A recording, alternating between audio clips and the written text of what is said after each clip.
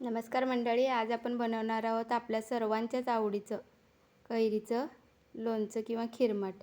आत्ताच मी झाडावरून हा आंबा काढून आणलेला आहे। कैरी तुम्ही बघू शकता, दिसायलाही सुंदर आहे। याप्रमाणे आपण आता कैरीचं लोणचं बनवणार आहोत। हळद, मीठ,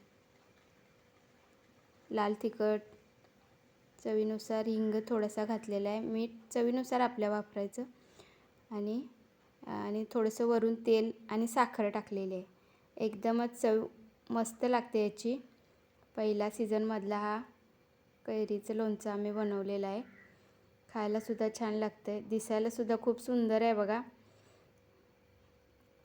उन्हाळ्यामध्ये शक्यतो या आपल्याकडे कैरिया उपलब्ध असतात। तुम्ही सुद्धा करून बघा आणि कसा वाटला व्हिडिओ हे कमेंटमध्ये नक्की सांगा। दुपारच्या वेळी शक्यतो आम्ही हे कैरीचं लोणचं बनवतो।